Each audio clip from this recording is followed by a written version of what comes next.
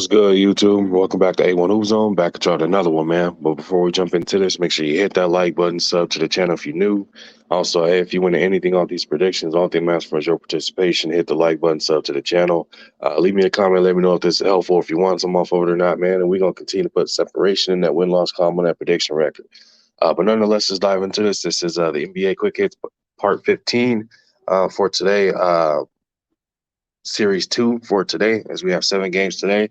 So if you haven't checked out that first video, make sure you go check that out and stay tuned for the entirety of the video to get the remaining predictions on this one, man. Not gonna hold you too much longer. Let's go ahead and jump right into this. So we got the Chicago Bulls sitting at 11 and 17 versus the 14 and 15 Minnesota Timberwolves. Man, this should be a tough game. Why is that? You got Zach LaVine coming back to where he built his bones with the Wolves. Definitely that's something that the Chicago Bulls team it should wake up for and should play for. As of late, they've been playing, not going to sugarcoat it, absolutely terrible. Lack of effort, just not showing up. They just seem disinterested in things of that nature, man. So not sure exactly what's going on there, but don't be surprised if you see a coaching change. I'm not calling for his job, but don't be surprised if you see a coaching change happening soon there as well, man. Because it seems like not going on. I'm not sure what's going on in that locker room, but right now this team, again with the roster they have, absolutely should not be performing the way they are, especially from an effort standpoint as well. On the flip side of that, man, this Timberwolves team, again, almost the exact same boat as far as not being able to put it together and figure it out. They have a great 1-2 punch and Anthony Edwards and Karl Anthony Towns. You got D'Angelo Russell there as an extra piece, and then obviously your big man that you kind of mortgaged your future away for, Rudy Gobert. He is doing what Rudy Gobert does. Again, minimal points, blocks and rebounds is kind of his niche.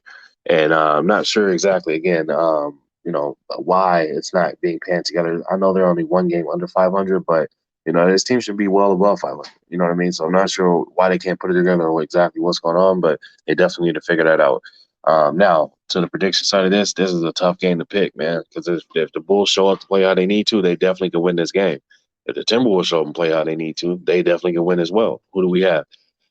Oh, man, I'm going to go against the grain and be more trust. No, actually, no, I'm going to go with the Minnesota Timberwolves on this one, man. I'm not going to play around with it. I feel like the Bulls have a great chance, but I think the Wolves are going to put it together and put on the show for the hometown crowd today, especially with it getting close around the holiday time, man. So I'm going to rock out the Minnesota Timberwolves on this one, and we'll have to see what happens, man. Next up after that, you got the Charlotte Hornets sitting at 7-22 versus the 17-11 Denver Nuggets. Again, this Hornets team, they've been injury littered all season long. So it's definitely a tough thing to kind of deal with and try and face a team that's like, how the Nuggets are in the West. Obviously, that with the defending MVP and Jokic, they got, Murray is coming back. It looks like he's whipping back into shape.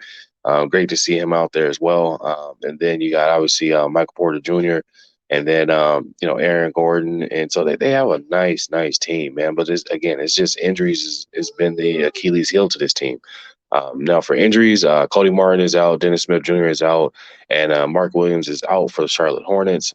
For the Nuggets, Michael Porter Jr. is out. Jokic is probable, and Jamal Murray is probable. So more likely they're going to be playing.